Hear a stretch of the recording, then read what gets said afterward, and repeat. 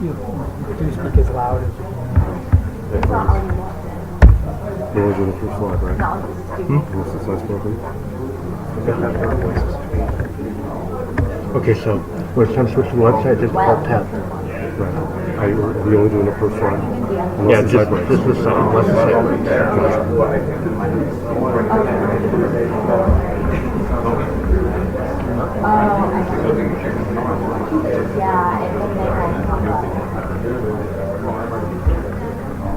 Oh, Hi there. So, my name is Casey Howell. This is David Maskenbrook, and this is Michael Becker. And we did a menu for the Western Deli. How many people here have eaten at the Western Deli? How many people have ever wondered if they had a menu? Well, they do, and it's very hidden deep inside the Western website. It took us about half an hour to find it when we started this project. So everything that you see here is based off of their current PDF menu, but we have expanded on it quite a bit. So when we started this project, we wanted to be able to have a way for the customer, aka you, to be able to stand in line looking at your phone and ignoring everyone that you see, and be able to see what you're going to get at the Western Deli. Right now with their PDF menu, they just list what they have. They don't really tell you much of anything about it. So Michael, if you want to alt tab to our website. So if you just maximize it. There we go. So this is the main menu for our website.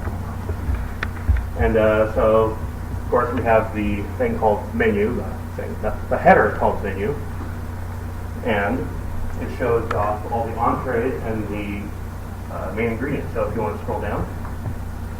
So it shows you all the ingredients they have. It has little symbols next to them. We'll get into those in a little bit. And each one has its own page that tells you what it's about.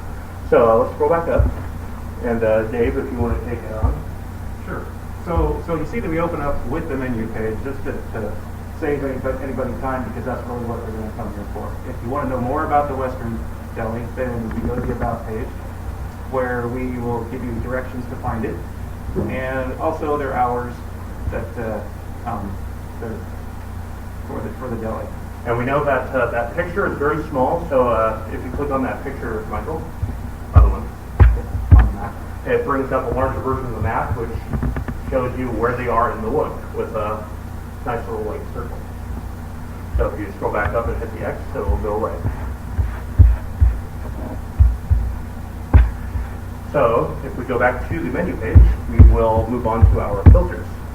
So we wanted to do a simple filtering system. We chose not to do a database because, let's be honest, menu data doesn't change all that often. When was the last time the Western Deli menu changed? I think it was like 2009. So if we scroll down to the main ingredients section, we have this link that says bowls, wraps, and ingredients, and if we click that, it brings down our filters. And this is where you can see what all these little symbols mean. The GFF stands for gluten-free, the VG, vegetarian, and the VG with the little heart inside of it is vegan. That's all that they have. There are other filters we could add if we wanted to expand this to other things around the campus. So click on gluten-free.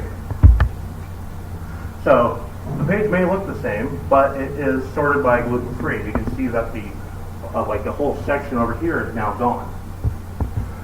So if we go back up and click on vegetarian now, you'll see that everything is sorted by vegetarian, and a lot of it is back, but we're also missing the meats section. So scroll down a little. So there are no meats, because meats aren't vegetarian. That's actually the exact opposite of a vegetarian. And finally, let's click on our vegan. So vegan, again, no meat, complete opposite. So we have no meats, and only a couple of the soy, actually all of the soy things are there, because everything soy is vegan by default. So those are our filters. There's no fancy anything with JavaScript or databases going on here. Each one of these is a separate page. We felt like doing a whole system for this would have been overkill. So let's go back to our main menu, and you want to take over? Sure. So from the main menu, we also have these same filters, and so to make it easier for the user, if we go to the top of the page, please. So to get the whole menu, we just click on menu. There's no, we don't really turn off a filter. Menu is everything that's not filtered. And but then we can get the choice of also selecting our entrees using the same filters. It's the same filter selection that works down at the mid screen that also works up here. So we can see which items are gluten-free, which items are vegan. Let's go to the vegan or vegetarian one. We've had to make a few changes just to show what substitutions it takes in order to make it qualify for that. Yeah, like for example, if you wanted a vegan chicken bacon and ranch, all you do is a tomato. Yeah, and of course, well, and bread doesn't really count for the whole gluten-free, but you know, we are basically making the best of what we can do on the menu. And also for learning what the required daily allowances are. So if you click on any of the entrees. So let's go back to the menu and click on the Veggie grinder sub.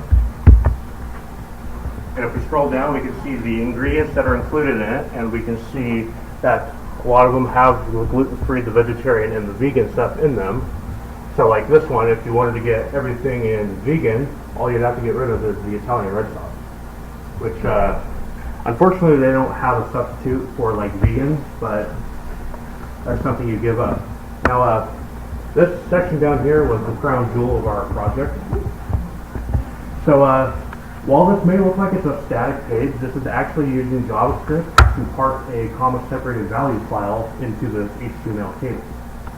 So we did this so that the administrator, when they want to edit the files, they don't have to edit raw HTML, which can be very daunting for someone that's never done it before. So instead, we just have it to where they have to open up a CSV file in a custom editor called Bronzender, and they just edit it like a normal Excel spreadsheet, save it, and when they press refresh on their browser, it's like magic. The new data is there. So let's go back to our menu. And Why, thank you. Also for the percentage daily values, for those who want to know what the full amount, the full values are, they can go to a page where we provided that information as well. So there we go. And so yeah, this is based on a 2,000 calorie diet, and all the other corresponding nutrition values go along with that. So if we go back.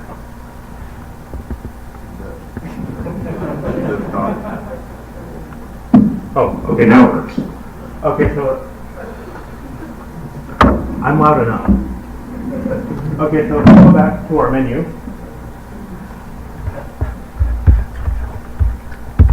And if we scroll down to say, let's go with jalapeno.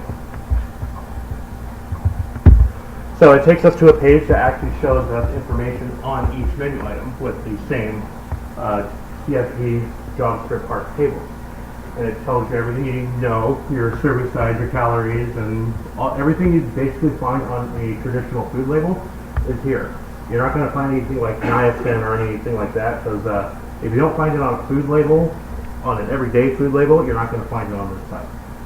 And we also have that same link here that takes you to that guidelines page, because having it just on the about page would make it very hidden. All right.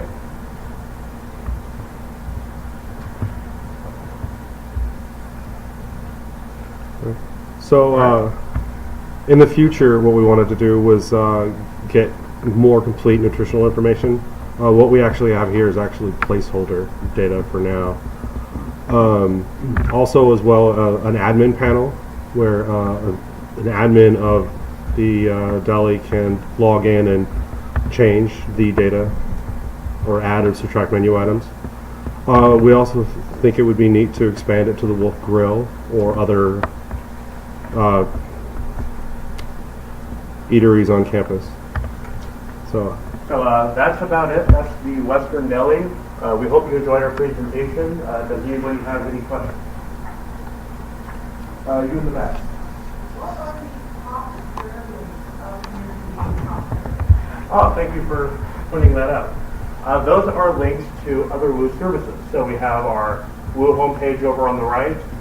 We have our portal. You can tell that by the portal lock. You have Moodle, and then you have two other projects here that we're not going to mention because out of respect to them, we want them to be able to show their own. Any other questions? I'm just looking on the phone now, like, what if you change the size of it? Yeah, Michael? yeah. So with Chrome, the cool thing about Chrome is that it has mobile emulation. So if I just open it up in mobile view, can you guys see that? Here, let me. We actually built this with mobile devices in mind because that would be the most likely device somebody would have if they're down here in Philadelphia. So this is how it would look on a Pixel 2 XL, which I believe is the phone that Michael has. So as you can see, everything still looks just fine. And everything moves down as it needs to.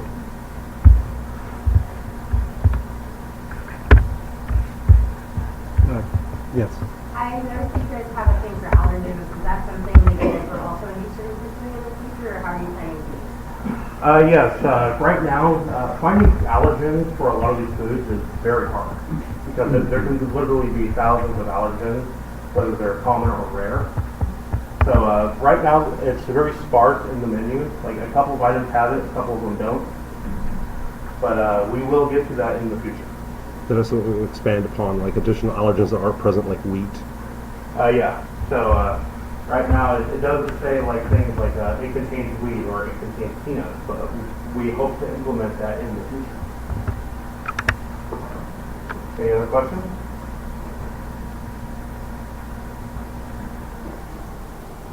Thank you.